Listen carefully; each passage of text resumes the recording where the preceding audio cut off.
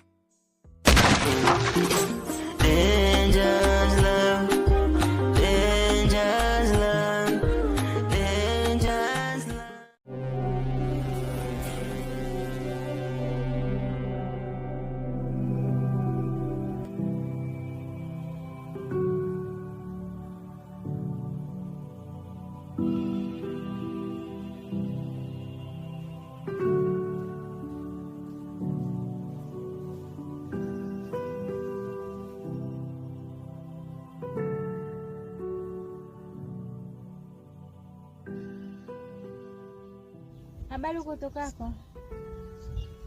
Nzuri. Vipi huko nyumbani kwema? Kwema, ila mguu ulikuwa ni wa kwako, maana nishatoka sana kutafuta kwa sijakuona kabisa tu ndio kushamba. Ni kweli mdogo wangu. Basi naelewa maisha yetu hapa kijijini.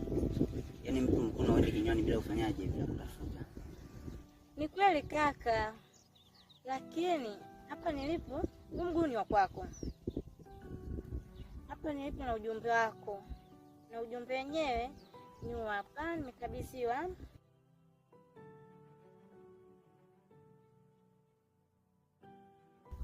Zawadi nimeiona dadangu. Na kwenye maisha kuna vitu viwili aidha na vinginevyo haviwezi kukataliwa. Cha kwanza kwa mfano zawadi na chakula. Hivi vitu ni dhambi kabisa kuvikataa. Lakini dadangu, ningependa kufahamu hii zawadi imetoka kwa nani? Ni kweli kaka, lakini hii zawadi imetoka kwa Ashura. Lakini ameniuliza vipi kuhusu jibu lake. Asante kwa taarifa dadangu. Na kuhusu jibu lake nalishughulikia mwenyewe. Nje tu basi.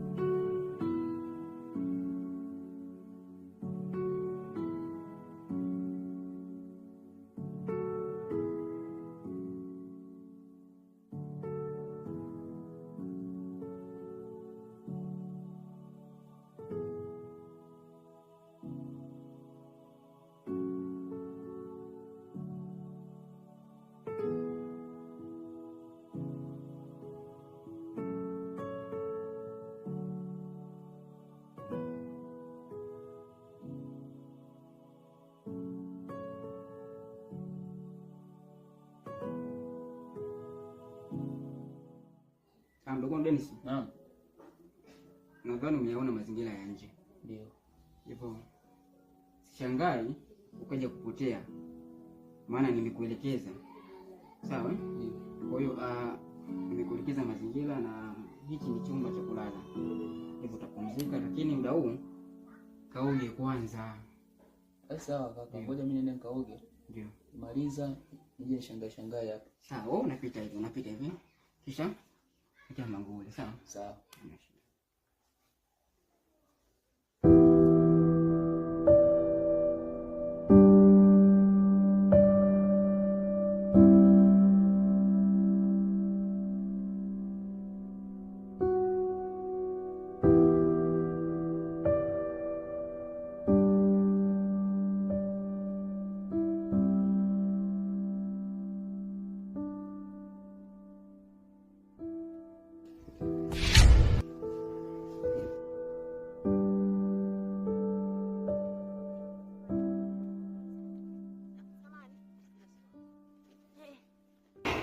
daktari. Mbona mmekaa hivi kwa mumsaidie? Kagongwa na pikipiki huyu.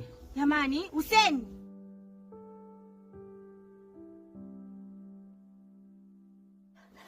Kaka, nisaidie kuitia ambulance tafadhali.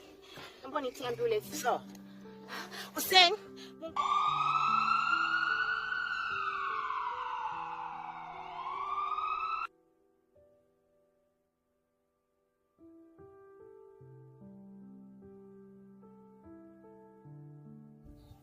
Ashura.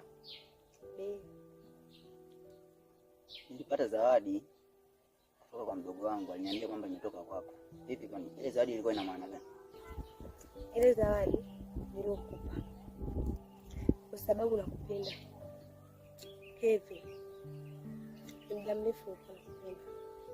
Sema tu uko nakosa nafasi ya kukueleza. Na kuhusu ile zawadi inamaanisha kuwa ni ishara ya upendo wangu kwako. Hivi nakupenda. Ashura, sikiza nikwambie. Kuhusu zawadi ile ulionipatia, niseme tu asante. Nashukuru sana. Maana zawadi ilikuwa nzuri na nilipenda. Lakini mimi kuwa na wewe kimahusiano hilo swala litawezekana.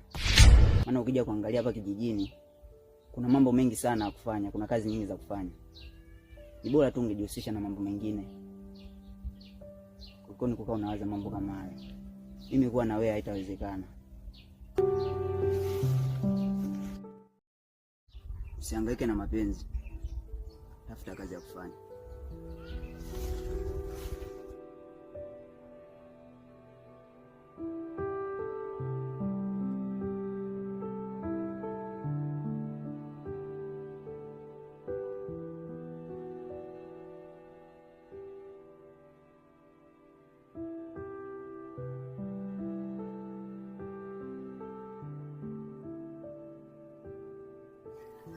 Naamini nitakupata. Na huu ni mwanzo tu.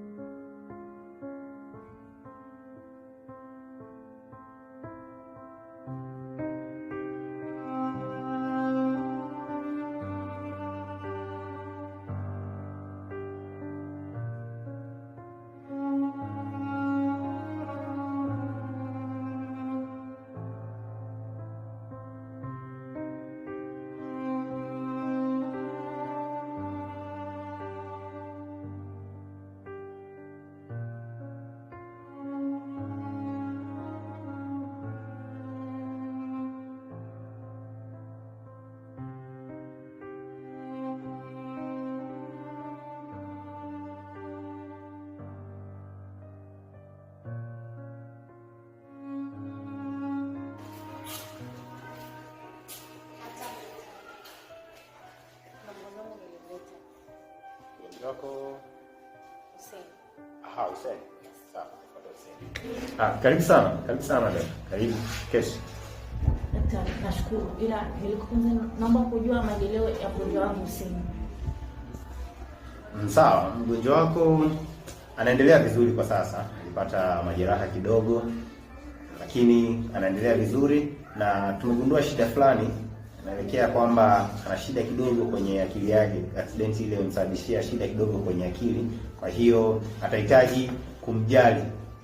Inabidi mkae naye, mtunze, umjali vizuri, mumpe vyakula vyenye lishe, matunda, mboga za majani, vitu kama hivyo, vyakula vyenye protini hampaswi kuvisahau. Lakini pia nitakuandikia dawa hapa.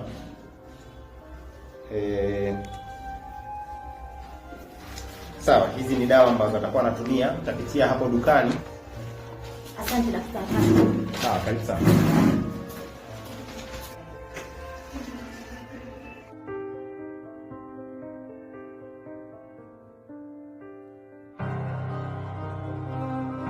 Shoga yangu hapo tayari. Sawa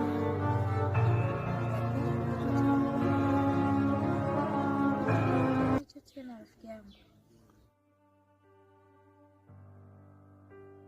shoga yangu, mwenzio unajua kama nampenda kaka yako, lakini kaka yako mimi simuelewi, kwa sababu shoga yangu hapo nilimpata nikamwambia kama nampenda, lakini amenikataa.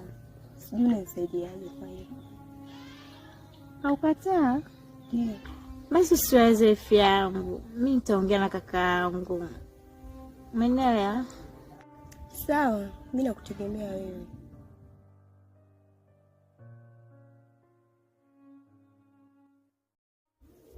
Vipi? Mbona unashangaa namna hiyo? Kaka, hamna kitu. Kaka, mbona kuniambia kama una mke? Mke wangu? Hapana, huyu si mke wangu. Huyu ni mfanyakazi wa ndani, ndogo wangu. Sawa? Huyu anaitwa Vumi. Tutakuwa naye ndani. Vumi, huyu ni mdogo wangu, anaitwa Dennis.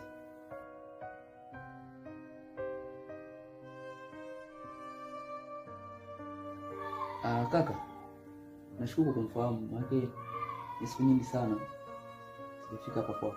Vumi.